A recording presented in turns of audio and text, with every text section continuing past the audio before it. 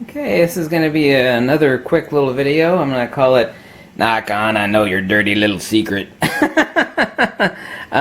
Right now I have both of these shutters on the D3 and the D810, which has the silent shutter. And I'm not talking about quiet mode, I'm just talking about regular single release mode. Now the D810, it does have a quiet mode, but I'm not referring to that. I'm talking about the newly designed shutter that is on the D810.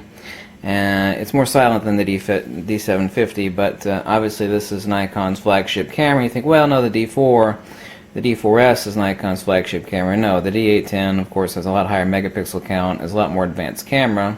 Nikon's going to introduce the D5 soon, but the point is, between this 10-year-old camera and this new model camera, you would think that this would be the more advanced camera, because I want you to listen closely to the shutter difference between the two. Eighth of a second, okay?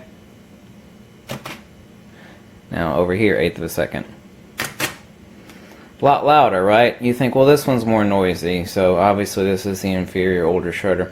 But of course, these are rated for over 300,000 clicks. I've been meaning to do this video, but I had to wait till I got my D3 back, which I didn't think I would get it back.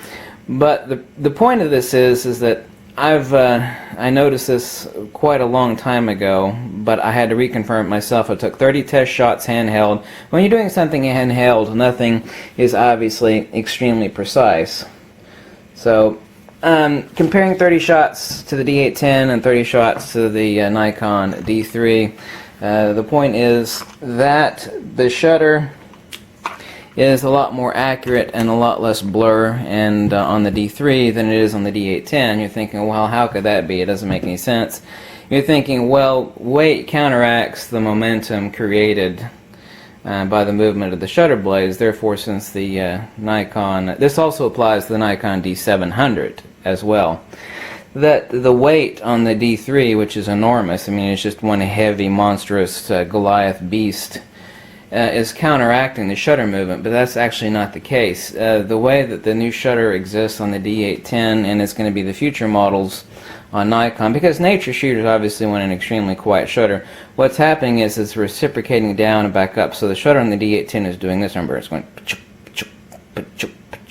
and on the Nikon D700 and the D3 it's going prum, prum, prum. So over here we go and brum, brum, brum, brum. They're both obviously cycling at whatever shutter speed that you have, but the design has been incorporated into the D810 and future models such that I cannot take a handheld shot without I'm using the same lens. I've got two different lenses on here right now, but I'm using the same lens during the test shot to reconfirm that. And as the case, 95% of the shots come out blurry on the D810 handheld at 1/8 of a second, and 90% roughly come out perfectly sharp on the Nikon D3 and D700. You're thinking, well, how could that be? But it's perfectly logical. Nature shooters and portrait photographers, they wanted a lot more silent. You're obviously scaring off the wildlife. You got an issue. People want a more silent shutter. Even I want a more silent shutter. But every good side has a downside, as is typically the case. And the downside to this is that means 90% of the time I can take awesome handheld VR shots with the 24-85 on this lens, but any lens is making a difference. 90% of the time I cannot take awesome sharp, clear handheld shots, not using any device, just even my best shooting techniques, taking multiple shots. So 90% turn out bad here, 90% turn out good on the D3 and the D700, and it is not a weight factor. It is absolutely not. It's the way that Nikon has redesigned the shutter to cycle it. No one would ever notice this unless they owned a bazillion Nikons or have owned them. They're like, I must be getting old, because I used to be able to take, if I position my body correctly, I used to be able to take really sharp shots at even 1/8 of a second, or 1/10 of a second, or 1/15 of a second. But now all of a sudden I've got this really expensive Nikon D810, the shutter is obviously a lot more silent, so I like that. Nobody wants a noisy shutter, especially if you're a wildlife shooter. But the downside to that is the way that it cycles, the way they're able to reduce the noise, means that the shutter is inducing a pendulous multiplicative effect in the camera body shake. So when you do this, now the same way you can actually make something really, really heavy start to move after a short period of time if you find the correct harmonic. And what happens is that when the shutter is doing this number, instead over here, it's actually cycling like this. Over here, it's cycling down, up, down, up, down, up. And that down, up motion that greatly silences the shutter is inducing a pendulous motion in the entire body and therefore causing camera shake. And it's also not the fact that this is a much higher megapixel count camera. People will think, well, the reason it's more blurry is that you're zooming in closer, you're noticing more shake, because this is a 12 megapixel camera and this is a 36 megapixel, and that's not the case either. If you actually zoom in at the same rate on both of these, where 36 megapixels becomes irrelevant to the 12 megapixels, it's still there. So it's not the megapixel count of that, and nor is it the much heavier weight of the Nikon D3 or the D700.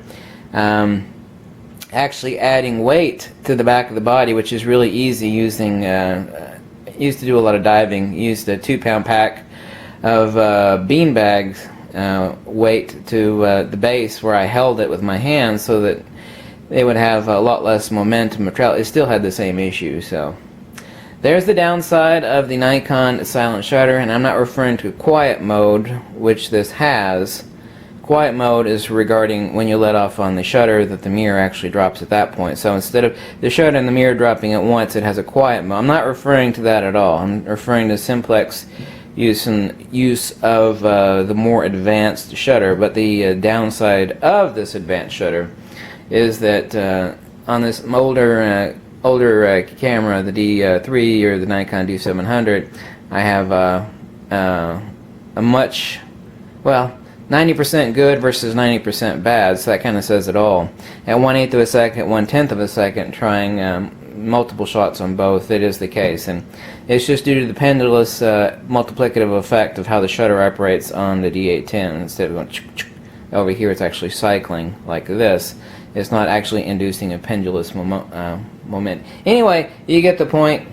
So that's one of Nikon's dirty little secrets. And if you get a Nikon D810 and you're wondering, like, why are my shots not as clear as they used to be at super low light? You know, I've got the vibration reduction on. Even vibration reduction is only so helpful up to a certain point. When you're talking about, you know, 1/5 of a second or 1/8 of a second, it is only so useful. And that's the reason for that. That quiet shutter has a downside. In quieting itself, it has induced more shake to the sensor, and therefore inducing more blur to the image in a very low light, slower shutter speed. So thanks for watching, and you heard it here first. I did a search on this, see if anybody else has mentioned this before I made this video, and I couldn't. Everybody loves the new shutter and how quiet it is, which is obviously a good thing. You know, you're shooting 30th of a second or higher. I mean, that's great for wildlife photography because you're not scaring it. But I've actually found nobody that actually has mentioned this or has noticed this. And I guess you have to have owned a lot of Nikon cameras to know the difference and be attentive to that fact. But anyway, it is the case and it is a fact. And that's the reason why. And I'll catch you later. Bye.